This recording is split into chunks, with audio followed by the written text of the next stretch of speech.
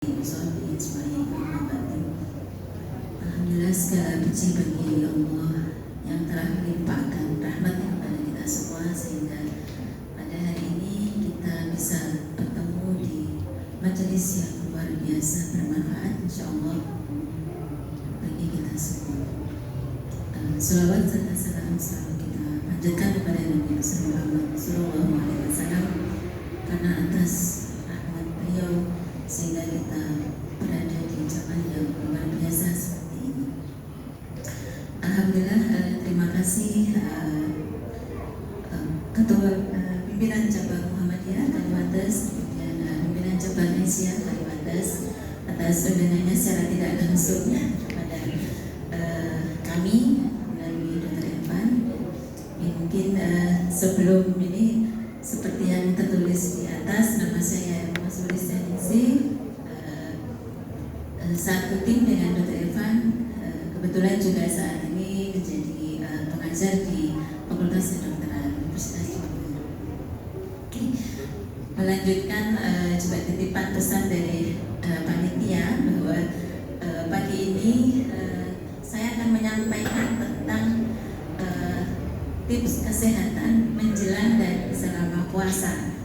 Ini insya Allah kita akan 1 bulan lebih sedikit kita sudah memasuki bulan puasa, dan puasa sebagai satu ibadah rukun Islam harus kita siapkan dengan baik, karena tujuan utamanya nanti adalah kita ibadah kita lancar.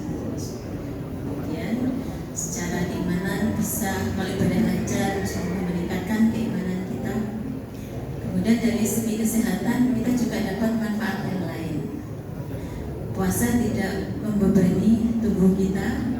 Kalau biasanya puasa, apalagi di awal-awal itu lemes, tidak kuat beraktivitas, tidak bisa ngapa-ngapain.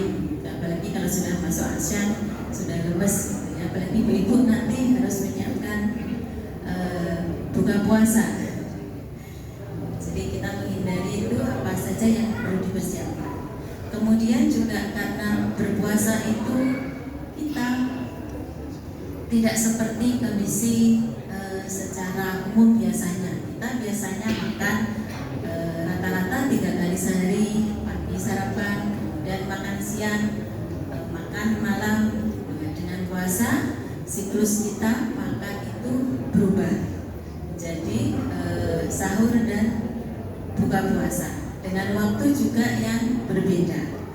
Pagi dini hari jam 3, kemudian buka puasa maghrib. Tentu dengan kondisi seperti itu tubuh juga akan perlu beradaptasi untuk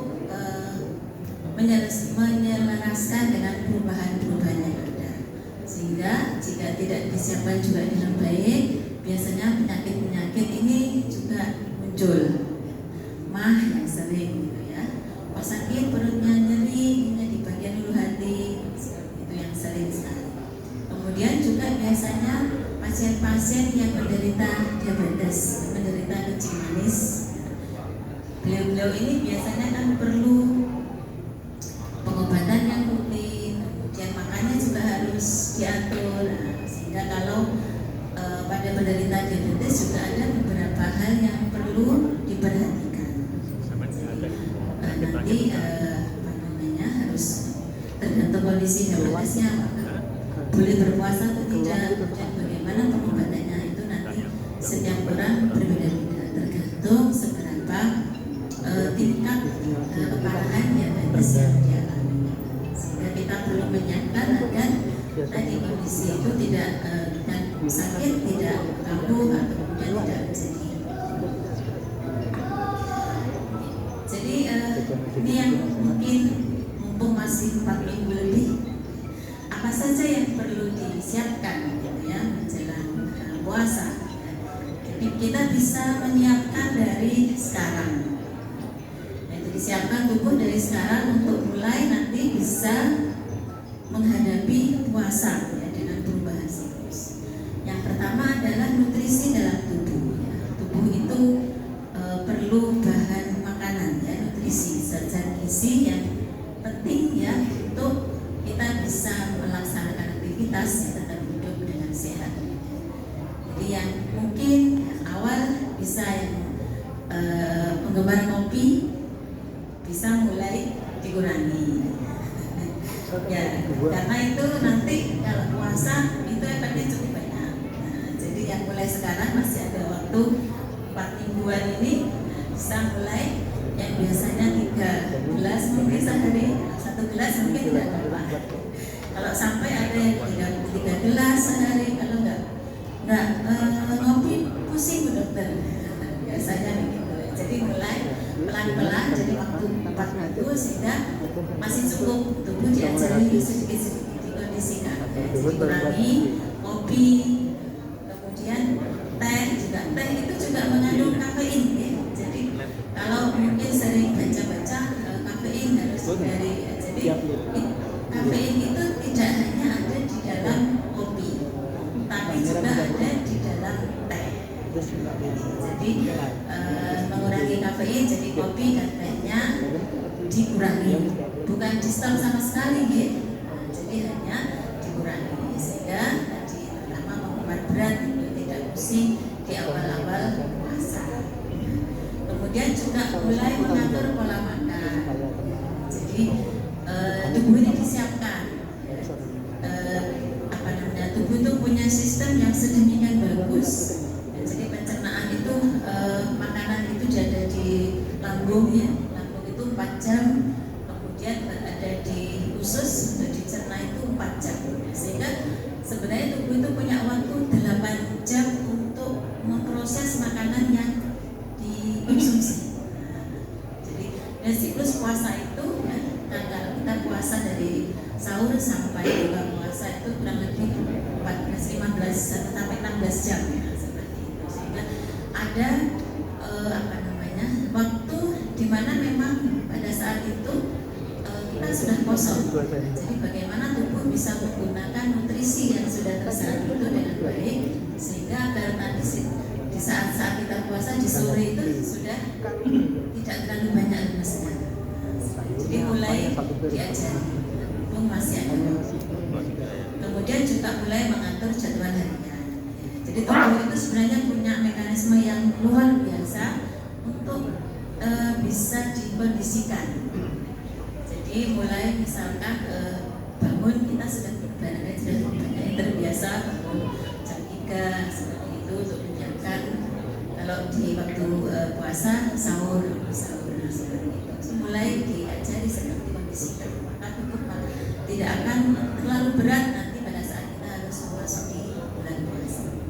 Kemudian perlu juga melakukan cek kesehatan, terutama bagi para penderita penyakit tertentu yang paling sering itu misalkan diabetes. Nanti dicek, harus dikontrol juga kondisi diabetesnya itu ya.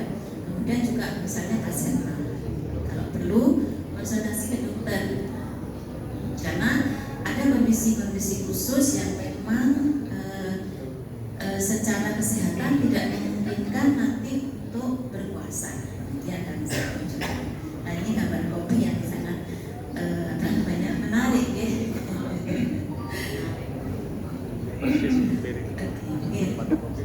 Berikutnya pada saat puasa itu sebenarnya apa yang mungkin bisa terjadi, ini risikonya dari segi kesehatan.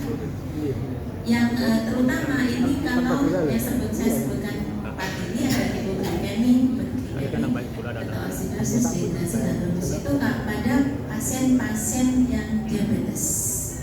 Hipoglikemi itu kadar gula darahnya sangat rendah. Misalnya pada pasien diabetes minum obatnya terlalu banyak, misalkan ini yang 10 mg tiba-tiba salah ini ambil yang 20 mg, akhirnya gula darahnya drop, jadi gula darahnya sangat rendah. Nanti ada gejala-gejalanya getaran, keringat dingin, itu bisa jadi risiko pasien diabetes mellitus sering begitu. Kemudian hiperglikemi juga, ini lawannya. Kalau hipo itu kurang, rendah, kalau hiper itu tinggi. Jadi mungkin diabetesnya tidak terkontrol sehingga gula darahnya menjadi sangat tinggi. Itu juga nggak kurang juga nggak bagus, kelebihan juga sama-sama tidak bagus ya. Memang yang bagus itu yang normal gitu ya. Kemudian ini ketoasidosis komplikasi lebih lanjut dari diabetes, misalkan kalau sampai gula darahnya 500 itu atas itu sangat berisiko bisa sampai gangguan kesadaran, bisa koma. Risiko yang lain lagi adalah dehidrasi. Dehidrasi itu seperti kurang cairan. Jadi pada pasien dengan diabetes itu di dalam pembuluh darahnya itu lebih pekat dibandingkan dengan orang normal. Nah, sehingga dia cenderung seperti kekurangan air di dalam tubuhnya. Sehingga oleh karena itu risiko dehidrasi pada pasien kencing manis itu lebih besar dibanding pada saat puasa dibandingkan dengan orang normal, orang yang sehat. Seperti itu. Karena memang kondisi pembuluh darahnya kemudian di dalamnya itu juga berbeda. Dan trombosis ini kalau ada sampai kental sekali bisa berbahaya. Oke. Berikutnya, jadi ini sangat tepat kalau kita mulai dari sekarang dengan penilaian sebelum puasa. Dilakukan 2 sampai 4 minggu sebelum puasa. Nah, lihat bagaimana kondisi kita seperti itu. Apakah ada gangguan-gangguan yang mungkin riwayat penyakit yang ada selama ini seperti apa? Nanti penilaian risikonya. Itu ya, nanti kemungkinan ada terjadi komplikasi ya. Kemudian kalau sudah kita nanti menentukan kira-kira bagaimana sebaiknya puasa itu, bukan nantinya boleh atau tidak. Dan perlu juga diketahui kapan harus membatalkan puasa. Ini pada orang-orang kondisi khusus ya, bukan secara umum.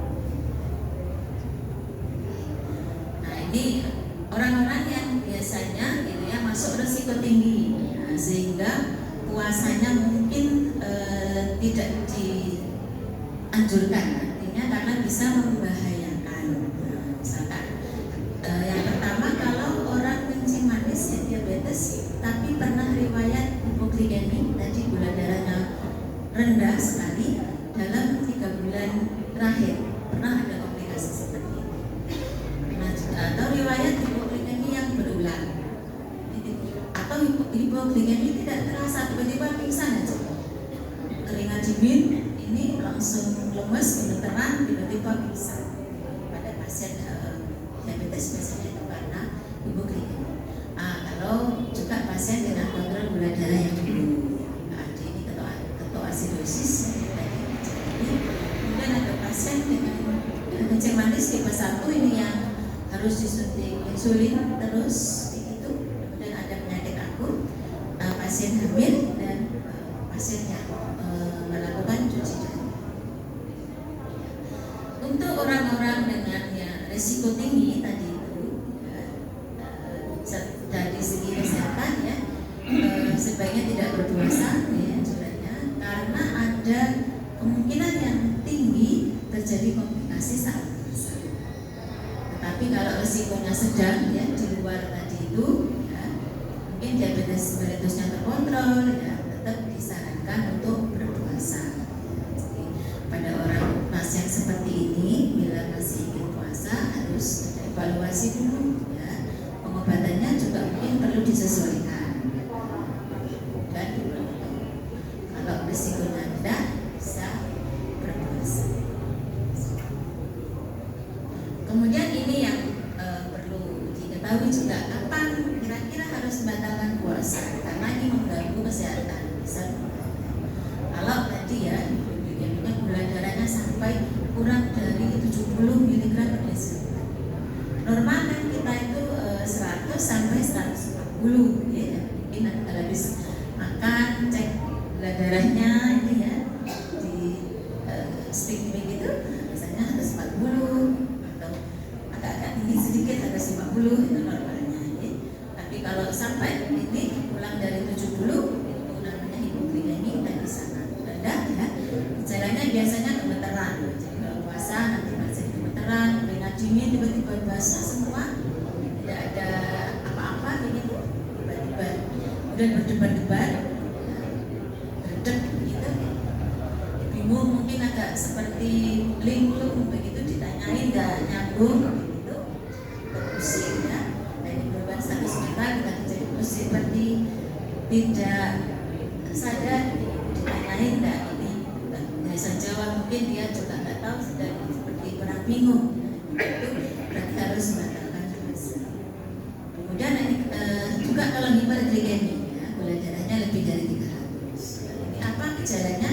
Ini hausnya berlebihan, sangat haus. Jadi saya sampaikan di awal, kalau memang pada pasien dengan diabetes itu pembuluh darahnya itu karena tinggi gulanya itu menjadi lebih pekat. Karena lebih pekat maka itu akan mengirim sinyal ke tubuh untuk minum banyak. Jadi biasanya tanda-tandanya kalau itu tinggi ya, salah satu tinggi itu haus sekali rasanya, ingin minum sekali. Itu kemudian rasa kelaparan yang luar biasa, haus sekali, kemudian dia akan buang air kecilnya lebih sering. Itu juga ada kelelahan, bingung juga biasanya disertai mual, muntah atau nyeri perut. Jadi pada kondisi seperti itu harus membatalkan puasa gitu ya, karena ini bisa membahayakan kesehatan. Tentu tujuan kita ibadah kan tidak boleh mengganggu, tidak boleh membahayakan kesehatan. Ya, kemudian bagaimana kita menyiapkan nutrisi gitu ya saat kita puasa. Jadi kalorinya yang kuat dan cukup gitu ya. Kalori itu bisa dari karbohidrat ya, dari lemak juga. Karbohidrat itu apa contohnya? Nasi ya. Ada kuat itu cukup, bukan berlebihan. Jadi secukupnya gitu, ada kuat istilahnya cukup. Kalori harus cukup ya, karena itu kita perlukan untuk agar kita tetap bisa berdiri tegak. Kemudian konsumsi gizi seimbang, bisa tunjukkan apa saja, seperti apa gizi seimbang, harus ada proteinnya, seperti itu ya, karbohidrat, protein, lemak secara cukup ya. Ada makan berdasarkan miligram badan, ini seperti itu. Apa komposisinya tunjukkan. Dan hindari konsumsi makanan yang tinggi gula setelah berbuka puasa atau di antara makan. Biasanya kalau kita puasa itu kan ping sekali ya, semua lapar mata gitu ya, semua dibeli es-es ya, sirup-sirup itu kan luar biasa di pinggir jalan terpampang, sangat menggoda. Jadi itu sumber gula yang luar biasa dan sebaiknya dihindari. Dan kemudian konsumsi karbohidrat tinggi serat ya. Tinggi serat ini yang paling bagus itu contohnya nasi merah. Makanan yang berserat itu memang seringkali rasanya menjadi tidak enak. Beda dengan nasi putih, ya rasanya nggak ada tapi tetap enak ya kalau nasi putih ya.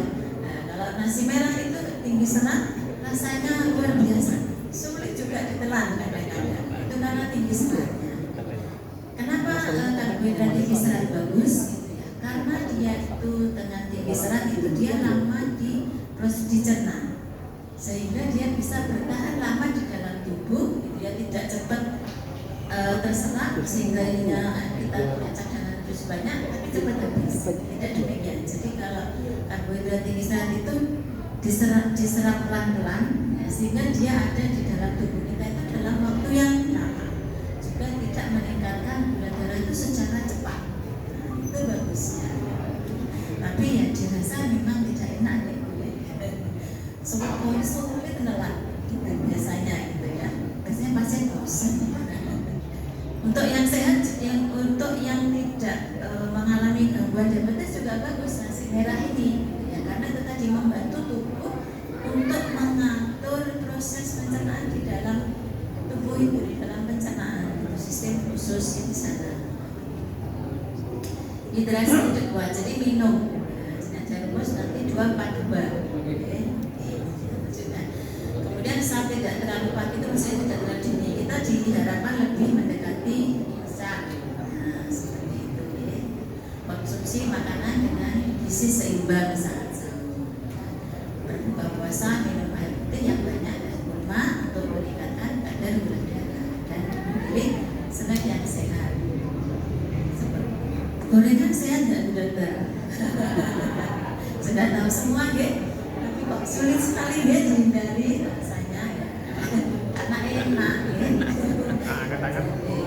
Jadi bisa, kalau tidak bisa menghindari minimal dikurangi dulu, pelan-pelan, karena tidak ada yang bisa langsung dikurangi dulu, pelan-pelan, baru nanti kalau sudah bisa mengurangi baru dihindari. Jadi ini piring Ramadan itu harus ada karbohidrat, protein, dan lemaknya. Ya, karbohidrat segitu ya 40-45% ya, protein juga 20-30%, lemaknya juga 30-35%. Dari gandum, ya, salad, ya, sayur-sayuran sebenarnya ya. Tinggi gula, karbohidrat sederhana, roti putih bisa tetap ya, protein daging merah, ya, daging kambing, makanan diproses ya, dan lemak seperti itu. Ya, jadi harus seimbang ya, kuncinya adalah seimbang. Bagaimana kemudian kan kita pengen ya nanti kalau menyampaikan yang seger-seger, bagaimana seger yang sehat? Seperti itu. Yang seger yang sehat itu gitu ya, 80-90% makanan nabati. Makanan nabati itu makanan yang asalnya dari tumbuh-tumbuhan, sayuran, sayur segar, cambah atau salad mungkin, ya, sayur-sayuran yang hijau-hijau. Biji-bijian itu juga ya, kacang-kacangan yang biji-bijian itu ya, termasuk beras coklat atau merah, ya, sereal, gandum, tempe, kacang merah, kemudian juga buah-buah bisa karena dari nabati, dari tanaman. Kemudian 10-15% itu dari hewani, ya, dari ikan, unggas, ya, sapi, domba, dan telur. Saya pesan sedikit kalau sebaiknya untuk usia-usia yang sudah di atas 40 itu lebih baik daging putih daripada daging merah.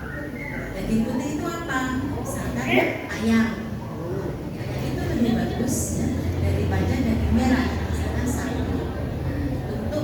Untuk kita misalnya sudah usia di atas 40 tahun. Nah ini gambarannya di piring sehat tadi, makanan pokok ya seperti ini 40-45%. Nah tadi ya sayuran, buah-buah dan seperti itu. Nanti apa perlu piringnya digaris sudah kan? Bisa juga gitu ya, digaris nanti masihnya berapa sih 40-45% itu gitu. Nanti jangan-jangan kalau nggak digaris bisa sampai 60%. Seperti itu ya, tidak apa-apa bisa digaris juga gitu ya, untuk biar kita tahu gitu ya, kira-kira porsinya seberapa. Nah, seperti itu ya, ini gambarnya seperti ini piring standar gitu. Nah, ini ibu kan bapak ya, jadi piring standar. Piring yang besar. Kalau piringnya besar ini jadi sama aja. Kan kita tidak boleh makan berlebihan. Nah, seperti ini ya, porsi makanan ya di piring, kurang lebih proporsinya seperti itu ya. Nanti mungkin bisa diingat ya, atau mungkin bisa difoto. Benar enggak gitu ya, kira-kira proporsinya ya 40%, 30%, 20%. Jangan-jangan 75 sama 20% ya. Oke, yang seperti ini ya. Jadi nanti pada saat puasa, sahur itu sangat penting. Jadi kalau kita baca-baca buku panduan itu ya, tips kesehatan saat puasa, banyak sekali kajian ini tentang sahur. Jadi sahur itu menjadi kunci dalam ini kesehatan ya untuk puasa. Jadi sangat penting. Fondasi energi itu ada di sahur. Ya, jadi sedapat mungkin jangan terlewat sahur. Kemudian juga kalau sahur bisa males, nggak enak rasanya makan pagi-pagi, hanya minum saja. Nah, itu juga sebaiknya dikurang. Karena sahur itu modal kita untuk Jadi upayakan sahur makan secukupnya tadi. Pada saat sahur kita bisa menerapkan tadi isi piring dan akhirkan waktu sahur ya, nanti waktu bisa pilih karbohidrat yang kompleks ya, nasi merah, yakult ya, nasi putih dengan banyak sayur ya, pilih nasi putih ya. Tapi untuk mengimbanginya kita tambahkan serat banyak. Serat itu adalah dari sayur. Protein penting ya, telur, ikan, ya, tempe, ya itu agar kita tidak terlalu cepat lapar. Ya, jadi kalau makan protein itu cukup banyak, itu kita laparnya lama. Karena dia proses pencernaan itu lebih lama dicernanya, ya, sehingga dia masih tetap dari perut gitu ya. Sampai nanti waktu asyar ini itu masih ada di sana protein. Jadi sebaik jangan dimakan itu yang protein di dalam menu sahur. Ya. Hindari makanan terlalu asin ya, ikan asin atau biasanya ini ya, mie instan untuk sahur. Jadi mie instan itu kan banyak perasannya. Jadi apa namanya, kemudian dia rasanya cukup asin. Sehingga kalau sarapan mie instan biasanya jam 11 sekali. Mas, nah seperti itu. Ya boleh mie instan tapi sedikit saja. Ya. Untuk mengganti kebutuhan tadi karbohidratnya sedikit saja, tapi harus ditambahi dengan sayur. Jadi itu kemudian jangan juga minum yang terlalu manis pada saat sahur, nanti akan cepat haus. Jadi misalkan air putih ya paling bagus, kalau misalkan teh gitu ya, tadi penggemar kafein ya, tapi minim gula. Kalau bisa tanpa gula bagus, tapi kalau tidak bisa ya sedikit saja. Nah, kemudian di saat sahur tadi kebutuhan airan, di saat puasa kebutuhan cairan masih harus dipenuhi ya. Kita pakai rumus 2-4-2. Apa itu? Jadi 2 gelas saat kita buka puasa, kemudian 4 gelas saat malam. Jadi mungkin habis terawih sampai dengan menjelang tidur itu usahakan minum 4 gelas. Kemudian 2 gelas lagi di saat sahur. Jadi 8 gelas ini cukup untuk kebutuhan hidrasi puasa. Jadi kemudian dikurangi minuman yang terlalu manis ya, sirup. Ada kalau puasa iklan sirup luar biasa ya. Dulu kalau ini ya, kalau iklan sirup sudah muncul berarti sudah mau puasa. Jadi ini perlu diingat-ingat ya, apa 2-4-2. Jadi kalau misalkan nggak kuat langsung 1 gelas itu kurang lebih 200 ml ya, mungkin setengah gelas. Nanti setengah jam lagi bisa setengahnya.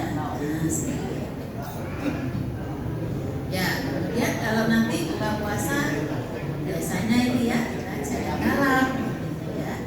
Jadi yang paling bagusnya nanti itu diawali dengan air putih hangat ditambah dengan kurma. Kemudian beri jeda perut ini untuk adaptasi setelah dikosongkan 16 jam ya, kasih air hangat karena di dalam tubuh itu panas ya. Kondisi di dalam tubuh itu 37 derajat itu kan hangat ya, makanya dikasih air hangat ya, ditambah kurma sesuai dengan anjuran Rasul ya. Dia juga tinggi karbohidrat ya, kurma itu jadi cukup. Kemudian jeda sholat maghrib ya, kemudian setelah itu baru makan besar. Jadi hati-hati ya, gorengan, es boleh ya. Boleh tapi jangan jadi menu utama. Jadi gorengan boleh lah ya, namanya pingin boleh tapi jangan jadi menu utama ya. Apalagi jangan juga dia pada saat perut kita kosong, itu kurang bagus, memberikan beban yang terlalu berat kepada tubuh kita dan punya perlahan agar perut tidak.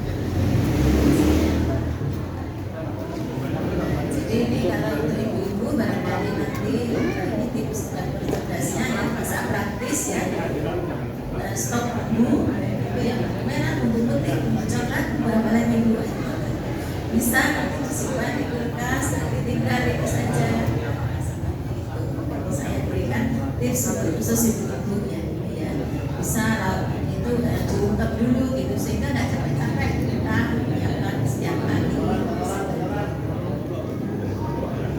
Kemudian apakah kita boleh beraktivitas saat puasa? Boleh, tapi ingat waktunya yang tepat. Jangan pagi-pagi sudah biasa jogging mungkin misalnya sebaiknya apalagi kalau pasien dengan punya penyakit tertentu ya, penyakit kronis seperti diabetes. Jadi sebaiknya aktivitas fisik itu sore 30 menit sebelum berbuka puasa.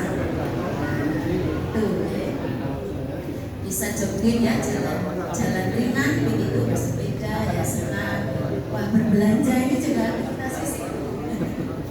Kita jalan, kita belanjaan yang berat itu ya, nah itu juga aktivitas bersihkan rumah nah seperti itu. Oke, dan muteri pasar ya, itu aktivitas fisik. Itu bagus juga begitu ya untuk dilakukan saat puasa. Kemudian juga yang perlu diwaspadai ya beberapa penyakit dan langganan yang sering muncul ya, misalnya mah ya. Gimana caranya kita terhindar ya, jadi hindari makan pedas, jadi biasanya sulit ya tempat pedas ya. Kemudian makanan yang asam atau santan yang terlalu kental itu juga bisa memicu terjadinya atau ini kebiasaan langsung tidur setelah makan.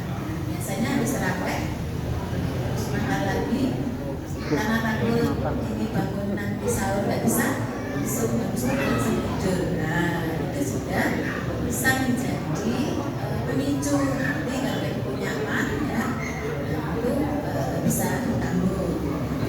Kemudian ini yang sering juga konstipasi atau sembelit. Biasanya ini terjadi karena kita konsumsinya itu kurang serat dan kurang air. Tadi kan di awal di piringku tadi kan banyak ya ininya harus serat. Kemudian airnya itu juga 2-4-2. Biasanya kan kita enggak ya seringkali minumnya es itu kalau buka puasa. Nanti habis sahur habis tarawih ya habis sekedarnya harus tidur pagi juga demikian. Nah itu makanya kurang airnya. Akibatnya apa? Jadi konstipasi atau sembelit, nggak bisa buang air besar. Kemudian berikutnya ini yang juga sering muncul sakit kepala ya. Karena pola tidur kita berubah ya. Jam tubuh kita berubah tidak seperti biasa karena kurang tidur ya. Juga bisa karena kurang air ya. Makanya ini masih 4 minggu kurang lebih bisa kita siapkan dari sekarang, mengajari tubuh untuk bisa nanti beradaptasi dengan kondisi puasa. Jadi ini penutupnya ya, yang perlu diingat gitu ya, untuk persiapan nutrisi terutama ya, jangan lewatkan sahur ya, rumus minum 2-4-2 tadi. Yang terakhir kita kendalikan gorengan dan manis. Meskipun ada bukan berbukalah dengan yang manis ya. Tapi yang manisnya beda ya. Terus ya oke, jadi sebagai penutup mari jadikan Ramadan nanti itu kita menjadi lebih sehat. Demikian yang bisa saya sampaikan. Terima kasih atas perhatiannya. Mohon maaf bila ada hal-hal yang kurang berkenan. Assalamualaikum